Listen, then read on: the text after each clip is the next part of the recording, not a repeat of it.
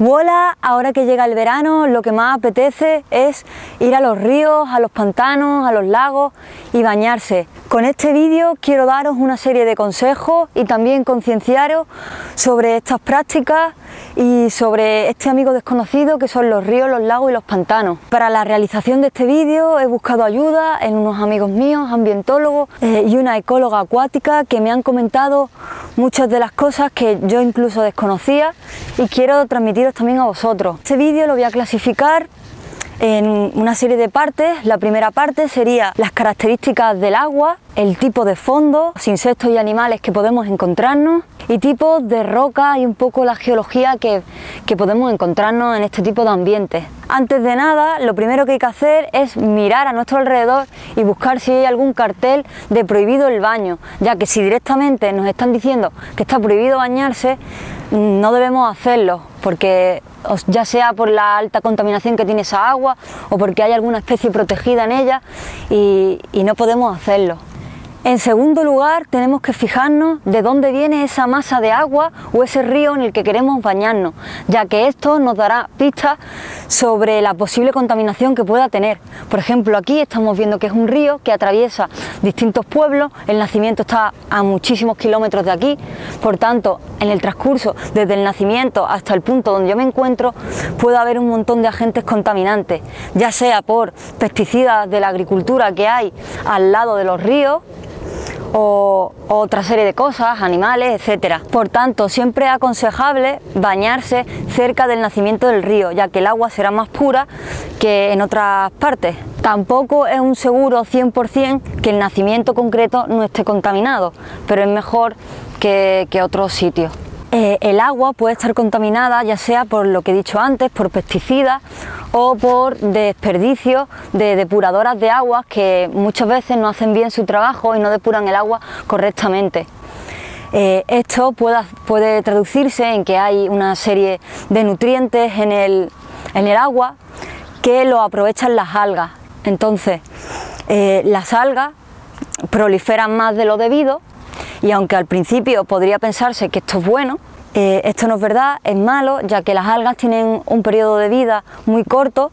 Al morir generan materia a degradar que demanda mucho oxígeno y este oxígeno se les quita a otros animales o otros seres que viven en ese agua. Por eso es tan importante cuidar nuestras aguas, porque el agua es vida. Si no hubiese agua no existiría la vida. Otra de las cosas que no hay que hacer nunca cuando se va a bañar en un río, en un pantano, etcétera, es tirar, bueno, esto en ningún lado, ¿no? Tirar basura, echar contaminantes al río, lavar los cacharros con jabón dentro del río, eso nunca se hace. Lo que hay que hacer es, si quieres lavarlo con agua del río, coges agua en una palangana, lo que sea, en un recipiente, coges agua y lo más lejos posible lo lavas, pero no en el río. Tampoco conviene ni hacer nuestras necesidades cerca del agua, ni dentro del agua, ni nada de eso. Nunca hay que bañarse tampoco en aguas estancadas porque acumula muchos contaminantes de los que hemos hablado antes. También hay que fijarse sobre todo en pantanos, que puede haber como espumas, como una acumulación blanca en las orillas. Eso no es síntoma tampoco de nada bueno, pueden ser grasas y contaminantes del pantano.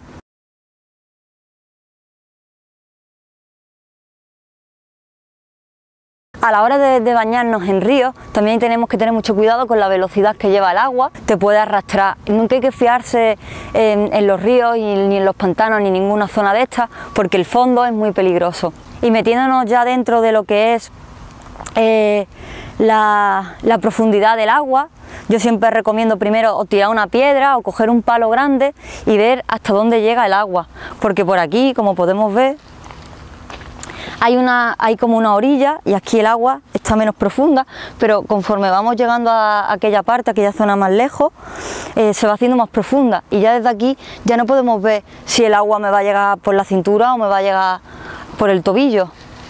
Que bueno, así vista lo pronto sí que se sabe que está un poco más profundo, pero siempre antes cojo un palo y ir mirando hasta dónde nos llega la profundidad y fijarse muy bien si el fondo como estamos aquí es un fondo muy barroso, y eso es muy traicionero porque puedes estar perfectamente metida dentro del agua y que el fondo, el fango que hay, te pille el pie y que no puedas salir, y eso se puede trasladar en una situación en la que incluso la gente se puede ahogar. Se han ahogado personas en el río porque no han podido salir del agua. En los pantanos también ocurre esto. Los pantanos se hicieron para una capacidad que a lo largo de los años ha ido disminuyendo, y eso ha hecho que se forme mucho barrizal en lo que es el fondo del pantano, y eso también puede atraparnos fácilmente. Además del fango, también hay que tener en cuenta las rocas que hay en el suelo, y aquí ya enlazamos con la otra parte del vídeo de rocas y esto, porque hay zonas en las que las rocas pueden cortarnos, pueden hacernos rajas, nos pueden cortar, o son rocas que tienen mucho sedimento. Estas que hay aquí también te pueden resbalar, pueden tener muchas algas, y esto hace que sea un terreno muy resbaladizo, y si nos resbalamos en un río, caemos mal y nos pegamos un golpe en la cabeza, ya está, ahí nos hemos quedado. Entonces, siempre que vayamos a hacer una ruta, por ejemplo, tipo Río Chillas, que todo el mundo lo conoce aquí en Málaga, o los 1000 ríos que hay, que vas por la cuenca, o sea, vas por el flujo del río, tienes que tener mucho cuidado con eso, saber muy bien qué tipo de calzado vamos a llevar y saber muy bien cómo tenemos que pisar para no pegarnos los resbalones, porque también podemos torcer en un tobillo, etcétera. Por ejemplo, aquí hay un río, aquí en Málaga, que tiene lo que es las piedras que forman el río. No está como aquí, que está lleno de barro, son piedras normales, sino que la piedra tiene como una textura rugosa, anaranjada, y eso hace que cuando tú apoyas el pie en la roca no te resbala. Por ejemplo, en el río Higuerón pasa eso, que nos resultó muy curioso, porque cada vez que pisábamos no te resbalaba, al contrario que el río Chillar, que sí que es muy resbaladiza las piedras y hay que tener mucho cuidado.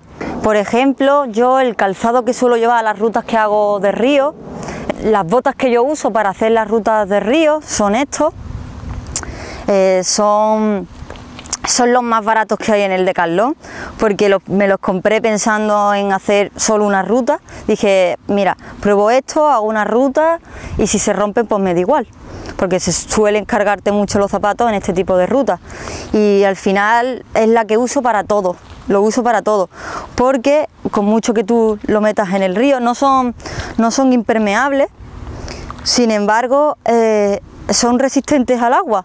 Yo lo he usado desde el verano de 2016, he hecho como 5 rutas de río y otras rutas terrestres también las he hecho y no se me han roto, los tengo nuevos.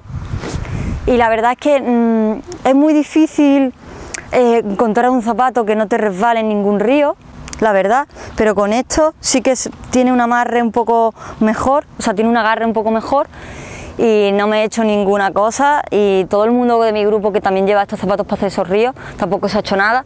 Por ejemplo, una vez que fue una inconsciencia, usé unas zapatillas deportivas normales para hacer el río Chillar, y eso nada más terminar la ruta a la basura porque se rompieron. Entonces, ese tipo de calzado deportivo o zapatillas y ese tipo de cosas no lo recomiendo.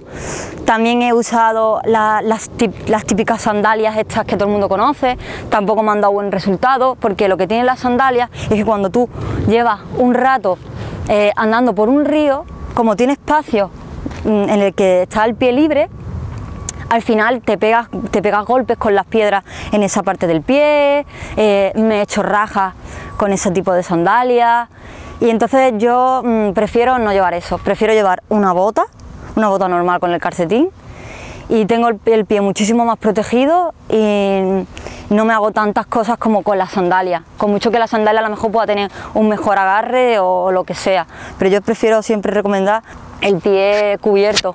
Luego también hay que observar muy bien la ruta que vamos a hacer de antemano, porque imagínate que esa es una ruta, vamos un grupito de personas y vamos a una ruta en la que hace falta nadar y hay gente que no sabe nadar. Entonces hay que tener en cuenta si en esa ruta te va a hacer falta nadar o no te va a hacer falta nadar.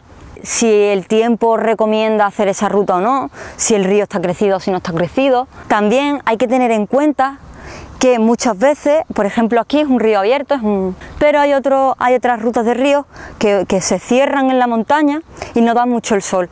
Y en esos ríos el agua está helada, está el agua helada. Tú puedes ir en agosto y en agosto está el agua helada. Y si es un tramo muy largo en el que tienes que nadar o lo que sea, al final te puede entrar hipotermia. Entonces hay que tener mucho cuidado con la hipotermia en los ríos en verano, porque pueden suceder. Aquí hay un pueblo que se llama Benavís, que tiene un río muy famoso, dejaré por aquí el nombre porque no me acuerdo, en el que está encerrado lo que es el río así como en unas paredes y hay que ir nadando. Y es una ruta muy larga y más de uno de mi grupo pasó frío y estábamos en plan tiritando, y eso que íbamos vestidos así, íbamos con la camiseta puesta, con el bañador, con las botas, y aún así pasamos mucho frío. Otra gente que iba en bañador también, plan en bikini, también pasó mucho frío. También hay que tener en cuenta que si va a haber cuerdas o otro tipo de materiales, tenemos que llevar guantes, o si vamos a estar agarrándonos en algunas piedras o lo que sea, también es importante llevar guantes para no destrozarnos las manos o cortarnos o lo que sea. Pasando a la última parte, a la parte de los insectos y los animales y todo esto, dependiendo de cada río hay una diversidad concreta adaptada a ese ambiente. La gran problemática al respecto sobre los animales y los insectos, etcétera, es la introducción de especies invasoras en los ríos y en los lagos. Afecta a la variedad del lugar y rompen el equilibrio del ecosistema. Y como he dicho antes, la contaminación también puede cambiar las constantes básicas para la vida de las especies que viven en ese agua. Dependiendo de la profundidad y la fuerza del agua, podemos encontrar libélulas, caballitos del diablo, zapateros. Otra de las cosas que tenemos que tener muy en cuenta y que no debe faltar en nuestra mochila si vamos a un río es para las picaduras de mosquitos y un spray de estos antimosquitos para echárnoslos por todo el cuerpo, porque en los ríos suele haber muchos mosquitos, que a ver, si tú te metes en un río no hay ninguna especie así súper agresiva que si te pica te vaya a morir, no lo hay. Te puede dar una reacción alérgica si eres alérgico a algún bicho o lo que sea, pero por lo general te pican y son las típicas picaduras de mosquitos. Y sí que hay que tener mucho cuidado con las abejas, que sí que suelen haber también cerca de los ríos, con las abejas y con sus picaduras. Pero básicamente cuando nosotros metemos el pie en el río y estamos andando, los bichos se van a ir yendo y como mucho te va a llenar de picaduras por el cuerpo si no te has echado algo o lo que sea. Así que siempre tienes que llevar algo para las picaduras de mosquitos para echártela después cuando te piquen. Espero que estos consejos y esta información os haya servido de algo. La verdad es que tenía ganas de hacer un vídeo en el que se pudiera concienciar un poquito más sobre esto, porque la gente se cree que el río es cualquier cosa y se ponen sentados en el río con las neveras, con las sillas, con las no sé qué, interrumpiendo el paso del río, de las especies que viven ahí. Se creen que es un aguapar y no lo es. Hay que tener también cuidado y conservar, no hacer ruido y no molestar y en definitiva dañar lo menos posible los sitios en donde pasamos. Igual que pasa en el campo, igual en el río. Bueno, hasta aquí el vídeo de hoy. Dejadme en los comentarios si queréis que haga otro vídeo enseñando cómo cruzar ríos de este tipo, por ejemplo, cómo hacerlos con cuerdas, porque sé que por ahí, por internet, hay formas de pasar el río con 3 personas, no sé qué, pero no he visto ninguno que sea con las cuerdas y ese tipo de cosas. Así que si queréis que haga un vídeo así, dejádmelo en los comentarios y lo preparo. Hasta otro vídeo y hasta más ver.